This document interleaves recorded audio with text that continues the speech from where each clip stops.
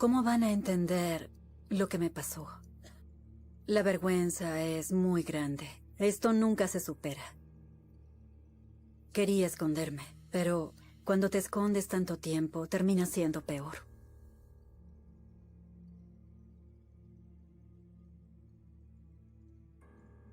Que alguien me mintiera toda mi vida me hizo replantearme cada cosa. No sabía que había tanta maldad a mi alrededor. Encontramos los cuerpos. Sin dudas, ejerció violencia física contra todas ellas. Había ambulancias por todas partes. No podía entender qué había pasado. Cada día los investigadores buscan más pruebas contra su principal sospechoso. Pero no tenía idea de que mi vida corría más peligro.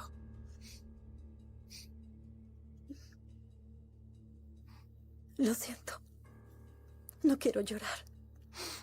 Mi papá era un hombre de familia. Se llamaba William, pero todo el mundo le decía Bill. Íbamos mucho a acampar en familia y a pescar. Esos son los recuerdos más lindos de cuando era niña. Yo soy la menor de 5 y era la típica niña de papá. Cuando era niña, mi papá lo era todo. Pero mis padres eran como el agua y el aceite. Su relación era muy tóxica. Mi mamá nunca me demostró cariño. Era una mujer muy alocada. Bebía mucho. Estoy segura de que la bebida era el motivo por el que tenían tantos problemas de pareja y peleaban todo el tiempo. Mi mamá hacía lo que quería y nunca iba a dejarse controlar. Ella salía a beber y a divertirse y no parecía querer ser madre. Yo pensaba que mi papá era el bueno. Sentía que mi padre era el que trataba de mantener unida a toda la familia.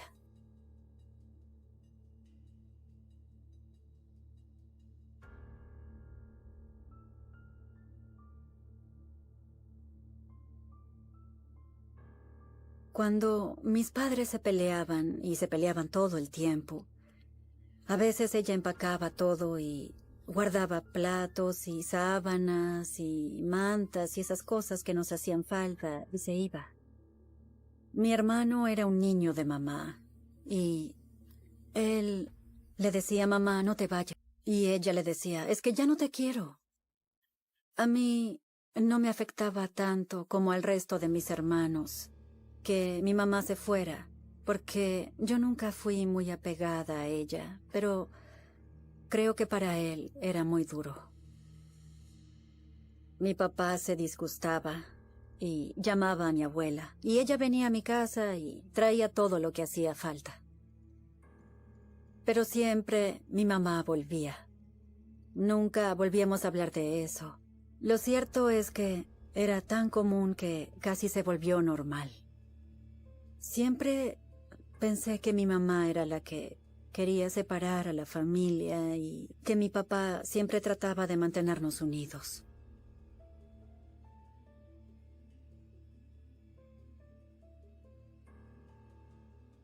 Sus peleas me daban cada vez más miedo. Mis padres decían cosas como, si no me los quedo yo, tampoco tú. Y pasamos a hacer una cosa más por la que ellos se peleaban. Me desperté por los gritos de mis padres. Era una discusión fuerte. Mis padres estaban frente a mí y mi mamá sacó una pistola y le dijo que iba a matarnos si él no nos dejaba ir con ella. Creo que esa fue la primera vez que tuve tanto miedo, que les tuve terror a mis padres. Pensé que íbamos a morir, así de asustada estaba cuando era niña. Con frecuencia dormíamos juntas, las 3 niñas en una cama. Las 3 queríamos que pararan y tan solo nos abrazábamos y llorábamos. Empezaron a forcejear por el arma y mi papá logró sacársela a mi mamá. Para mí, mi papá era un héroe. Nos salvó esa noche. Así que de pequeña empecé a ver a mi papá como una persona que siempre me protegería y nunca me haría daño y pasé a creer cada cosa que él me decía.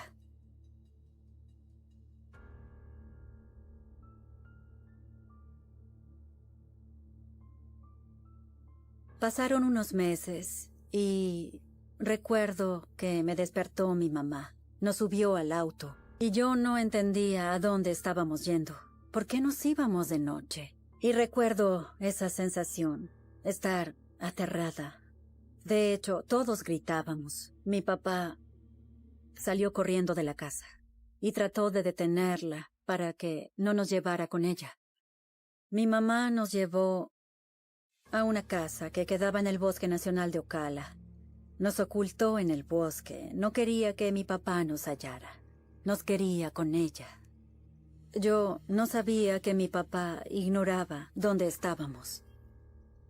Estuvimos ahí unas semanas, un par de meses. Durante el día, mientras mis hermanos estaban en la escuela, yo estaba afuera jugando. Y de pronto volví a ver a mi papá y me puse contenta. Mi papá nos encontró. Y recuerdo que me sentí muy aliviada porque volvería a casa. Fue después de ese incidente que mi mamá perdió nuestra custodia y fui a vivir con mi papá. Era como si ella hubiera muerto. Mi mamá no tenía ningún derecho en lo que hacía a nuestra vida. Y yo pensaba que mi vida siempre sería estupenda, que nunca más tendría que preocuparme ni tener miedo. Pero no tenía idea de que mi vida corría más peligro. Después de que mis padres se separaron y le dieron a él la custodia de todos nosotros, mi mamá perdió todos los derechos sobre nosotros. No podía visitarnos. Creo que ahí fue cuando el vínculo con mi papá se hizo mucho más fuerte. No hablo con mi mamá. No tenemos relación. Mi papá era el que iba a salvarnos. Yo iba a tener una vida normal y, sobre todo, sin más peleas. Esta es la imagen que tengo de él de cuando era niña.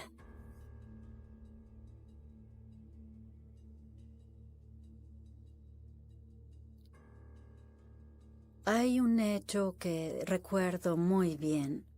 Un día nos subimos al auto y llevamos a mi hermana a Jacksonville a un concierto de Alice Cooper. Éramos 5. Yo no dejaba de quejarme y mi papá estaba muy molesto y muy fastidiado. Lo siguiente que recuerdo es que me desperté. Había ambulancias por todas partes. No podía entender qué había pasado. Lo único que recuerdo son luces y gente por todos lados. Y toda mi familia estaba tendida en el camino. Pensé que estaban muertos. Yo no tenía nada, salvo un pequeño corte. Pero mi hermano quedó muy mal herido. Sufrió una lesión en la cabeza y tuvo que volver a aprender a caminar y a hablar. Una de mis hermanas sufrió una conmoción cerebral. A mi otra hermana le quedó una cicatriz enorme en la frente.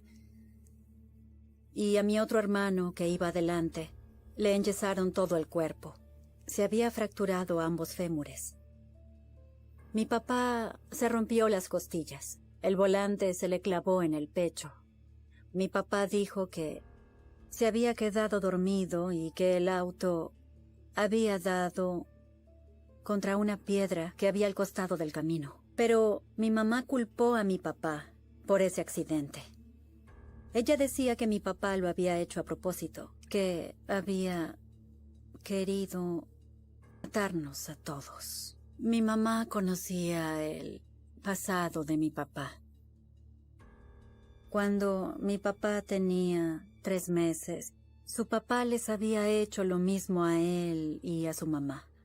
Estrelló el auto para intentar matarlos a todos. Había demasiada coincidencia para no haber sido intencional. Pero como mi mamá bebía mucho y ya había actuado tan mal, no le creyeron, no le prestaron atención.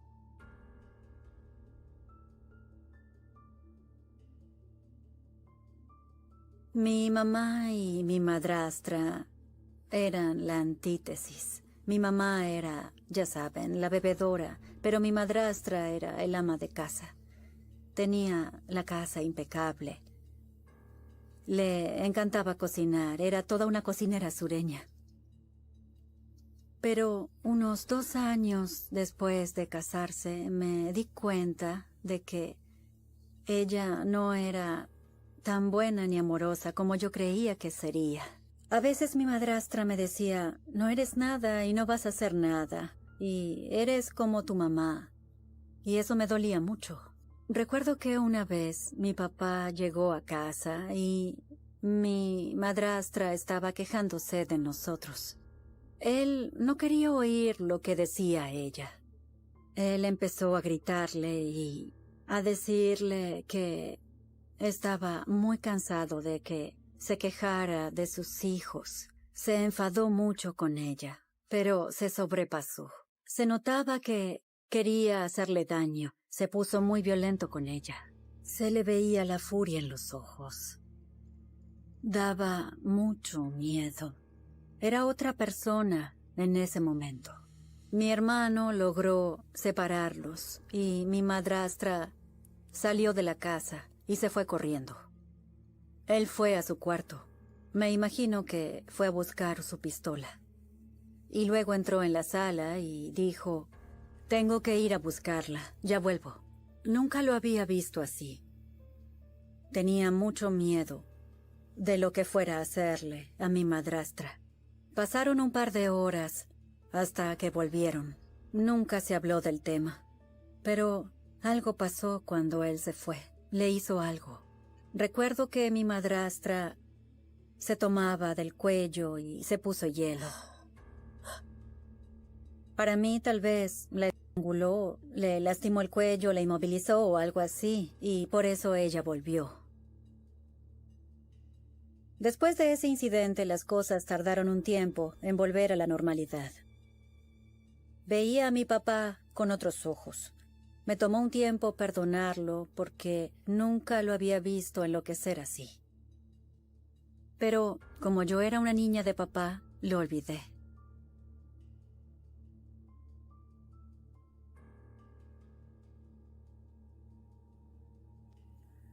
Lavábamos la ropa todos los días con mi papá y mi madrastra. Éramos un batallón. Éramos 9 y las mujeres nos ocupábamos de la casa. Una vez mi hermana estaba lavando la ropa y vio que había sangre en la camisa y los pantalones de mi papá. Y ella le preguntó, ¿qué pasó? Oye, papá. Sí. ¿Qué? ¿Qué pasó con tu ropa? Y él se molestó mucho con ella y fue muy brusco. Le dijo, me corté el dedo, no te preocupes. Era raro que hubiera tanta sangre. Yo no creo, a menos que sea un corte muy grande en el dedo que necesite sutura, que salga tanta sangre y manche toda la ropa. Pero ella no lo cuestionó cuando él le dijo que se había cortado. Nunca cuestionábamos a mi papá. Si él lo decía, ok, había pasado eso. Y nunca pensamos nada malo de mi papá. Pero pensándolo ahora, nos preguntábamos qué era lo que había pasado. Estoy segura de que mi papá disfrutaba viéndonos limpiar lo que él ensuciaba. Yo no tenía idea del mal que había en mi vida en ese momento.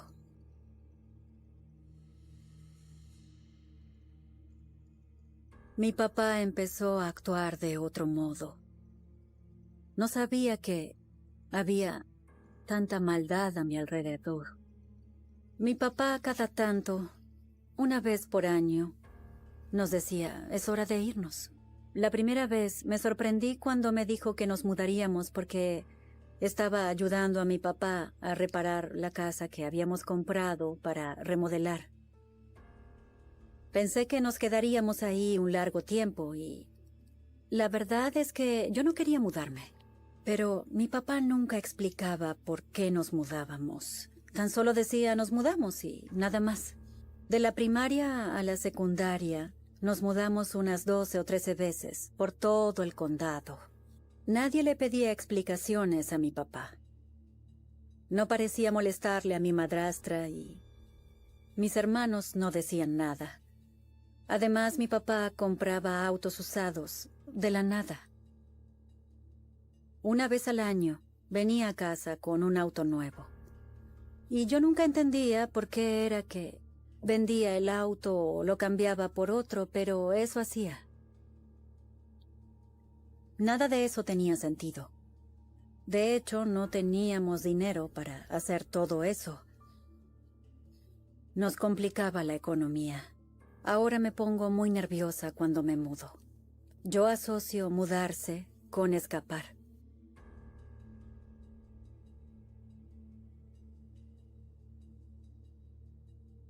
Cuando nos mudábamos, buscábamos otra iglesia. Durante varios años, parece que íbamos a la iglesia todo el tiempo. Creo que era importante para mi papá mantener cierta imagen. En la iglesia ayudaba a la gente. Hacía cosas por los demás. Era muy amable. La gente tenía un buen concepto de él y eso le hacía sentir que podía salirse con la suya. Se ocultaba detrás de la iglesia y nadie llegaba a ver a mi papá por quien era en verdad. Así de bueno era mi papá para ocultarle su maldad a todo el mundo.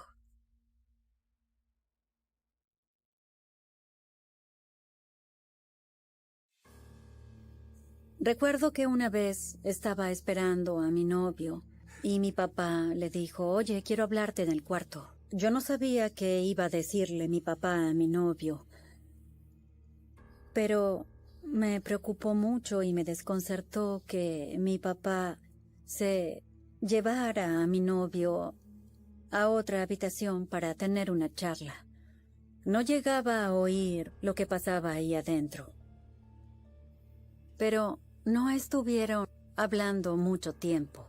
Después de salir de la habitación, mi papá fue y se sentó en el sofá como si nada. Y luego mi novio y yo nos subimos al auto y nos fuimos.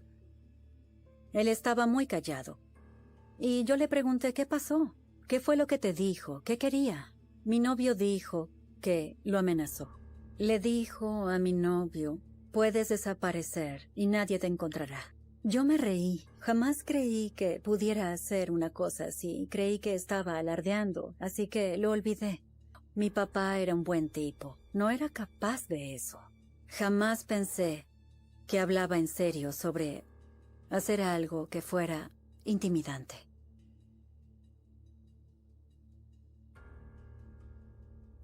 Mi papá y mi madrastra vinieron y me dijeron cuando tenía 17 que querían mudarse de nuevo, pero esa vez a otro estado. Y por primera vez me puse firme y dije no, me quedaré en la misma escuela hasta graduarme.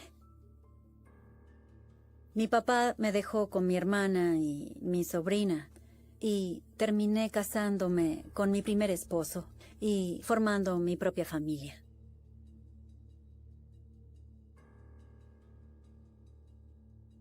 Me enteré de que mi madrastra tenía cáncer y estuvo muy enferma durante unos 2 años. Después de que ella murió, mi papá empezó a actuar distinto. Lo afectó mucho que ella muriera. Él no lograba superarlo. No parecía que lo estuviera afrontando muy bien.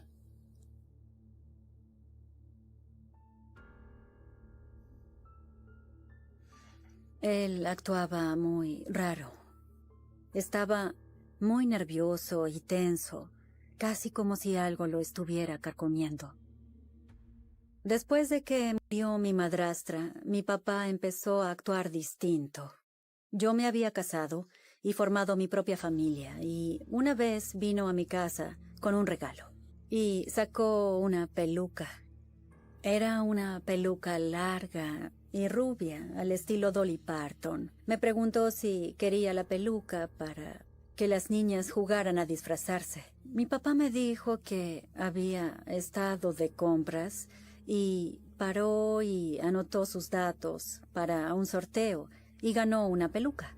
Y en ese momento pensé, ¿no es muy raro ganar una peluca? Para mí era un regalo extraño, pero mis hijas enseguida empezaron a jugar con ella. Les parecía lo mejor. Había hecho entrar su maldad en mi casa. Y creo que eso le gustaba, que no tuviéramos idea.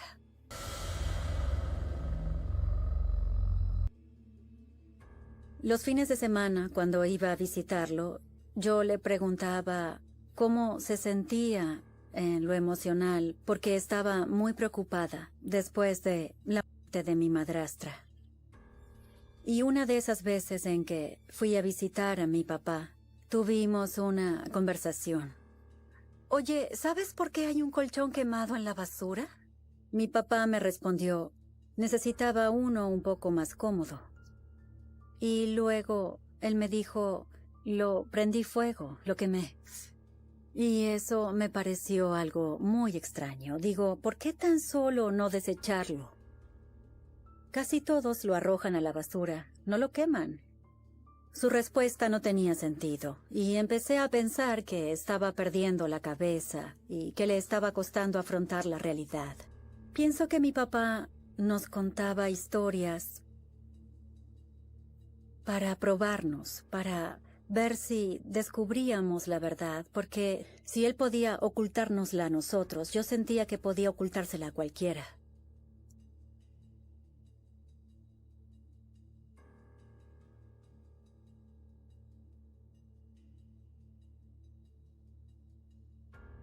Una vez mi papá vino a mi casa, cerca de las 6 o 7 de la tarde, pero él siempre venía más temprano y actuaba muy raro. Estaba muy nervioso y tenso, casi como si algo lo estuviera carcomiendo.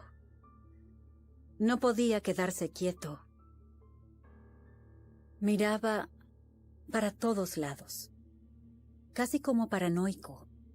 Y en ese momento mi esposo y yo nos preguntamos, ¿qué pasa? ¿Está bien? ¿Qué le está pasando? ¿Por qué actúa tan raro? Ninguno de los dos se explicaba por qué estaba actuando de esa manera, pero lo único que se me ocurría era que debía costarle mucho superar la muerte de mi madrastra.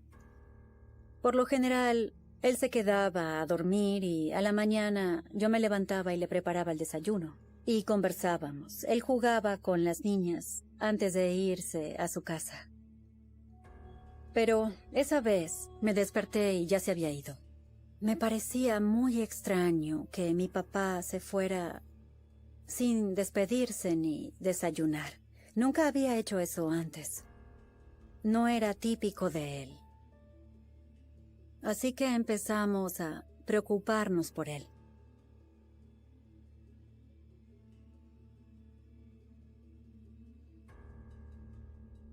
En esa época mi esposo estaba en el equipo SWAT y tenía un localizador, y podían llamarlo en cualquier momento.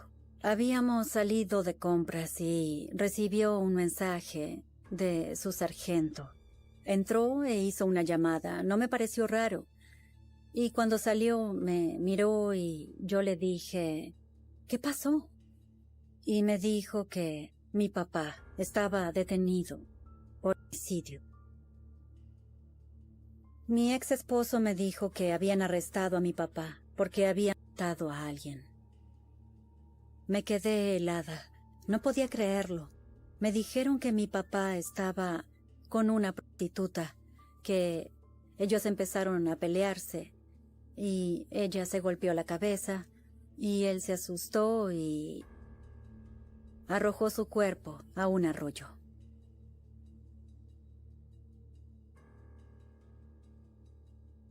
Cuando salió en las noticias que habían hallado a una mujer, un taxista la reconoció y dijo, oigan, yo dejé a esa mujer en una casa, y ahí fue cuando supieron que él era el que la había matado. Lo primero que pensé fue que había sido un accidente. Jamás se me ocurrió pensar que había sido a propósito. Me preguntaba por qué no había llamado a la policía en el momento y por qué había tratado de ocultarlo y encubrirlo.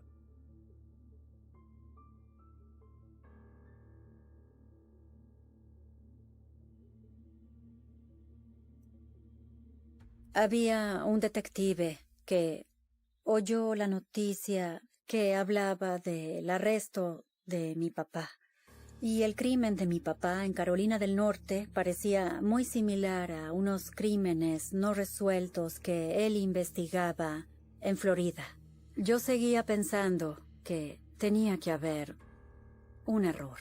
Pero el detective me decía que los otros crímenes no resueltos eran muy similares al hecho por el que habían arrestado a mi papá.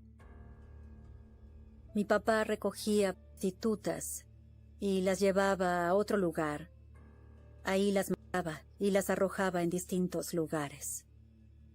Me costaba mucho creer lo que me estaba diciendo.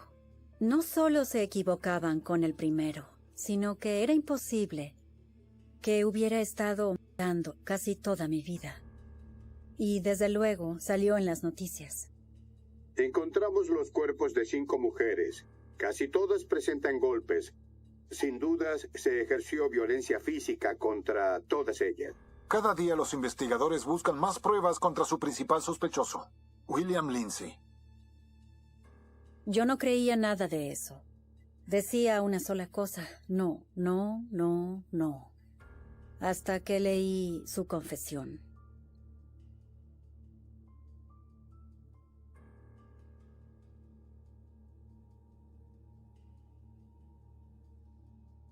Es muy duro mirar estas fotos. Mi papá decía que él iba a buscar a sus víctimas donde había mucha droga y prostitución. Para mí, él mataba mujeres que le recordaban a mi mamá. Así descargaba su ira por mi mamá. Mataba a mi mamá una y otra vez, sin en realidad matarla. Los lugares en los que arrojó muchos de los cuerpos eran lugares a los que nos había llevado de niños a pescar y acampar. Sé muy bien dónde queda este lugar. Yo tenía unos 8 años cuando iba a pescar ahí. Era su forma de volver a la escena del crimen y revivir lo que había hecho. Me resulta aberrante que haya usado un lugar lleno de recuerdos felices para hacer el mal. Todas las mudanzas, los autos, la peluca que les regaló a mis hijas para jugar, todo encajaba. Sentí que toda mi vida era una mentira, que esa persona que quería tanto no era la misma, era otra persona.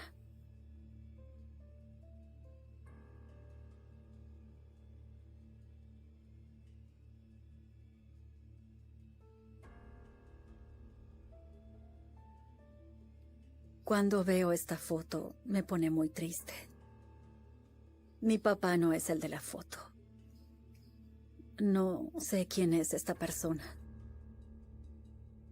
Tuve que esforzarme para dejar de quererlo y para dejar de ser la niña de papá. Después de que arrestaron a mi papá, tuvo que librar una segunda batalla contra el cáncer. Y la última vez que fui a verlo a prisión, supe que sería la última vez que lo vería en mi vida. Y recuerdo que cuando se lo llevaban, yo me quedé mirando hasta que se fue.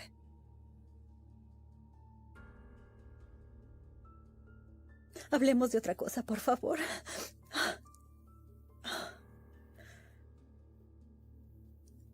Detesto ser una niña de papá. Lo detesto.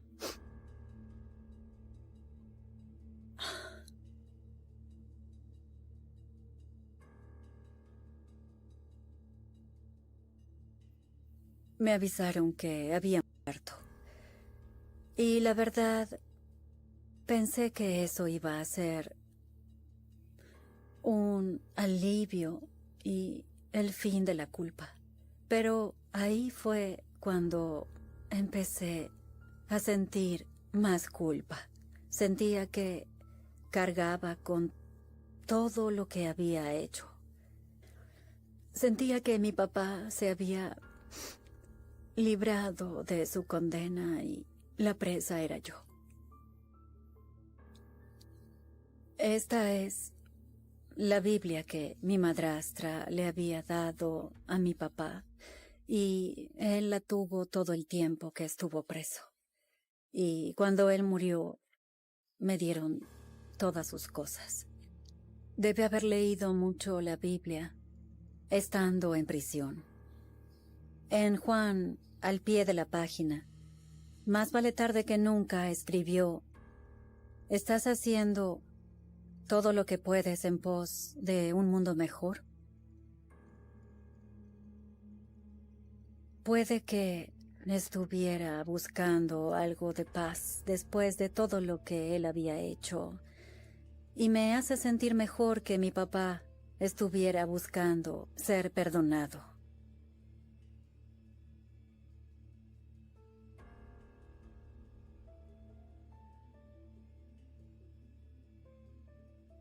Yo estaba muy enfadada con mi mamá, pero ya no estoy enojada con ella y siento que es hora de olvidar. Cuando uno crece, no es bueno guardarse nada y hay que saber olvidar. Y eso me hizo bien. Mi papá lo era todo para mí, lo era todo.